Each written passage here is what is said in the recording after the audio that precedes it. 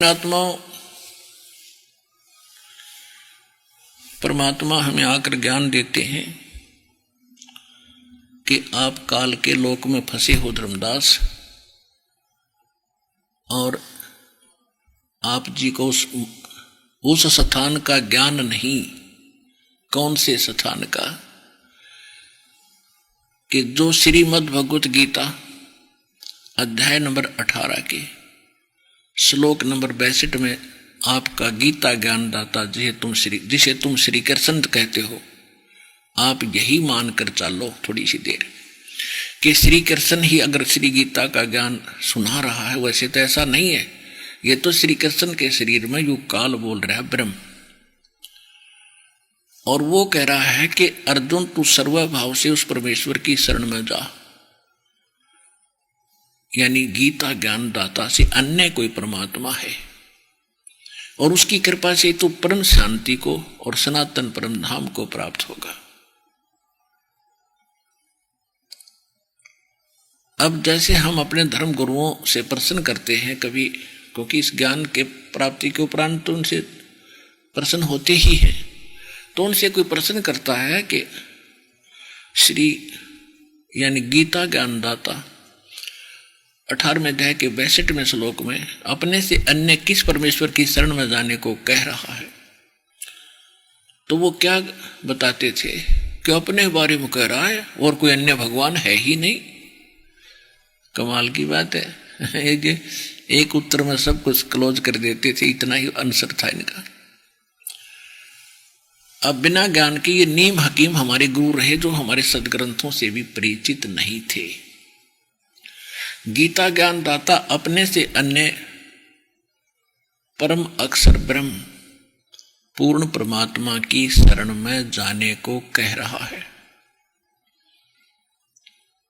और अपनी स्थिति तो वो बता रहा है गीता अध्याय नंबर 2 के श्लोक नंबर 12 में, गीता अध्याय नंबर 4 के श्लोक नंबर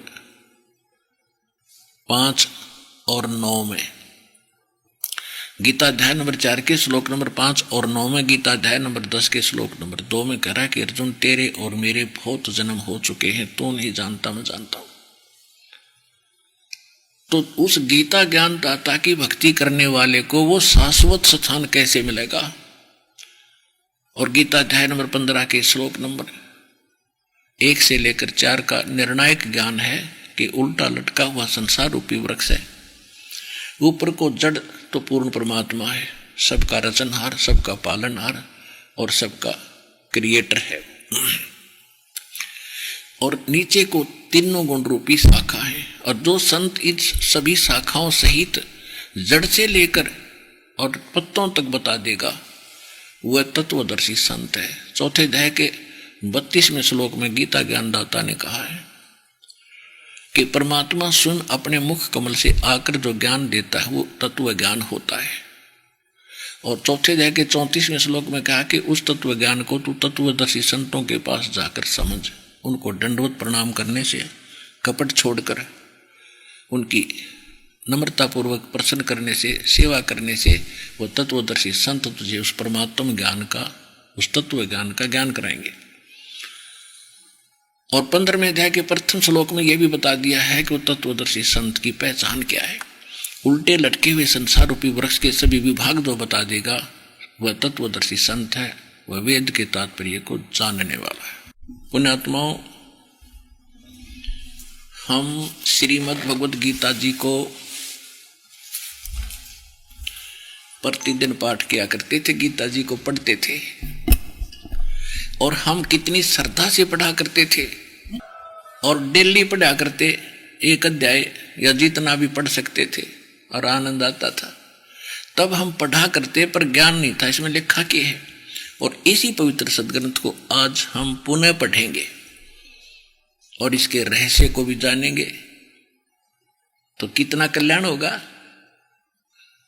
उस स्वाध्याय वाला तो लाभ ईब होगा आपको, क्योंकि आपको पता चला इसमें लिखा क्या है, तो इसको बार बार सुनकर कृतार्थ होना। अब देखिएगा श्रीमद् भगवत गीता गीता प्रेस गोरखपुर से प्रकाशित है। जयदाल गोविंद का इसके प्रकाशक है ना, जयदाल गोविंद का इसके अनुवादक है। और ये गीता प्रेस गोरखपुर से प्रकाशित है।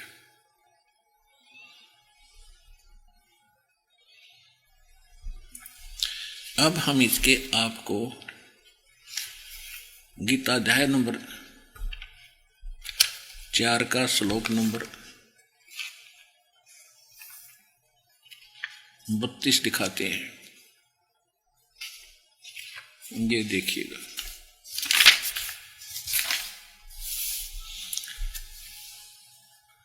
ये है अध्याय नंबर 4 का श्लोक नंबर 32। यहां बताया कि एवं बहुविधा यज्ञा वित्तता ब्रह्मणे मुखे कर्मजान विदितान सर्वान एवं ज्ञात्वा विमोक्षसे। अब इसका क्या अर्थ है? इन्होंने ये ब्रह्मणे मुखे का अर्थ गलत कर दिया।